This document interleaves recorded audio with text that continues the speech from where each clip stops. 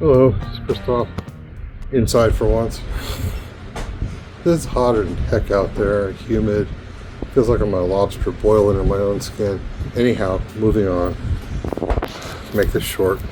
No, so I finished my Atlatl, and all I really need to do is make some darts, which it's a little bit more involved than you might think, actually. But anyhow, so I have the one dart that I made that survived. It's made from yucca, so I've been throwing that around. I showed it to a few friends the other night, and they were quite confused because they didn't know what an Atlatl was. And I realized that their education was lacking, so I needed to work on that. But in the meantime, I've done some studying, some research. Looked a few things up and listened to a few learned professors talk about Mesoamerican hunting techniques and so on and so on. And I came to realize that every culture, every indigenous culture on the planet had some form of Atlatl. European, African, North American, South American, Middle American. I think the only ones that didn't were the Asians, but they had something completely different. I won't even get into that. So, all that being said, I discovered that my own ancestry, which involves, oh my goodness, Spanish, German, Irish, well, Spanish, German, just keep it simple, and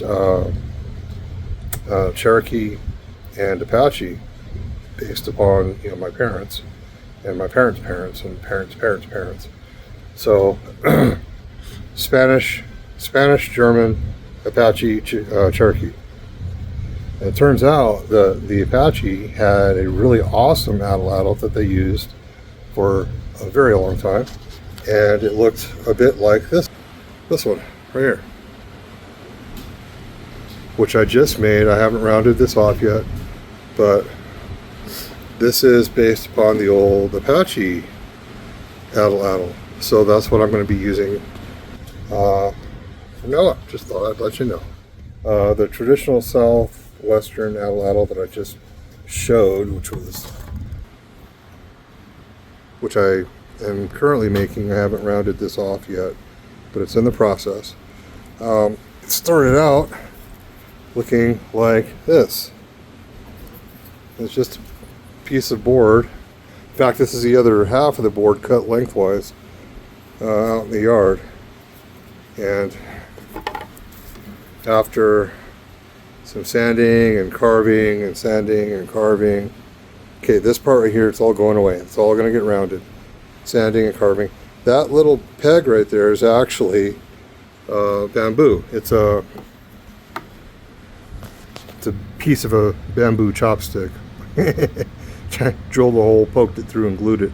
But yeah, this part's going to get rounded off and gone. But other than that, figured I was going to scorch it, carbonize it, and put some decorations on it and call it good. And this is my best effort at making a southwestern Native American style Atlatl.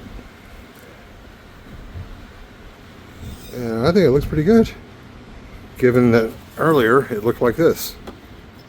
By earlier, I mean like a day ago. It looked like that top piece there. So, yeah, it actually had little nails in it. I had to pull the nails out. Yeah, they're actually the same part of the same board. I just cut one off the other. So, there you go. So, just scorched it, oiled it.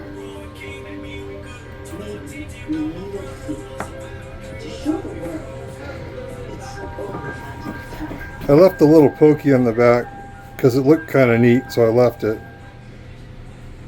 But there's that. So this is about I haven't actually measured it. It's like 2.5 feet long, a little over 2 feet. And here's a coffee mug just for scale. But yeah, I scorched it, so it looks kind of neat. It was hard to sand this thing by hand. And I'm like, why is this so hard? Everything else has been relatively easy. It's because it's white oak. That's why. But there you go. There's a quick little short for you.